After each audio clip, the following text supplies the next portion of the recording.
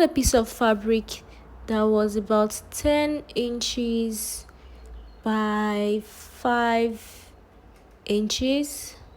So I had two pieces of that, which I then cut into two.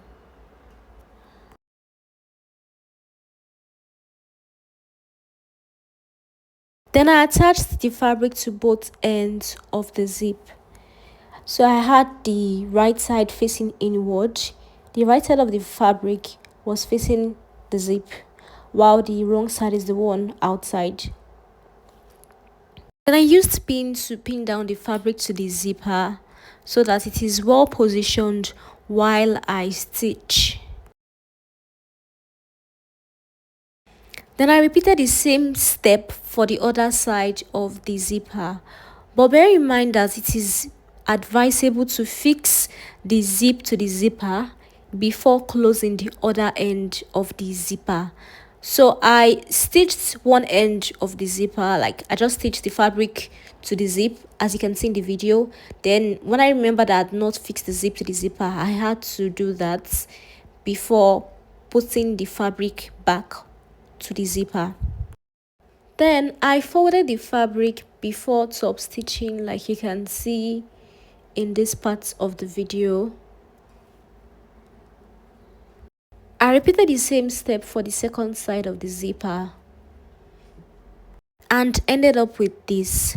So the total length of my zipper was approximately the same length as the width of the upper side of the bag.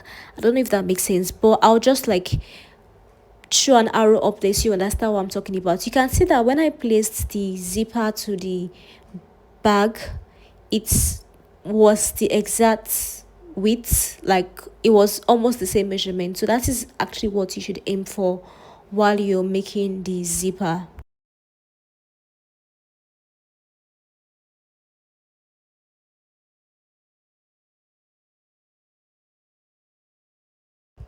Then I also ensured that the zip was properly positioned in between the lining and the fabric, the bag fabric itself.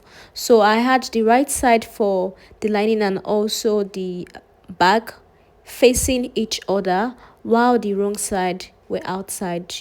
Just observe what I did in the video and that should really make sense. Then I stitched all three together, ensuring that the zip was properly positioned in between and was not out of place while I was stitching. If you notice, I had to use my hand to unzip the zip while I was close to it so that it does not affect the presser foot of my machine. I ended up with this after stitching all three together, and like I did for the first part, I placed the main bag material facing the zipper that way. Then I also attached the second part of the lining, ensuring that the zip was placed in between the main bag material and the lining. So I had to pin that down before stitching so that it is properly positioned and does not go out of place while I'm stitching.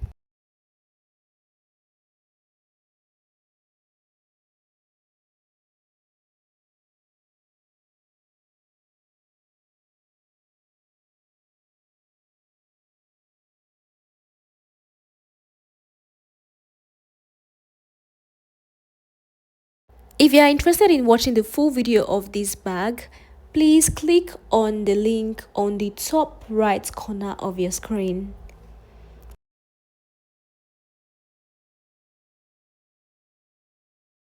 So here I repeated the same step as I did for the first side of the zipper, and I just stitched the lining, the zip and the fabric together. So this was what I had after stitching both sides of the zip to the fabric and the lining.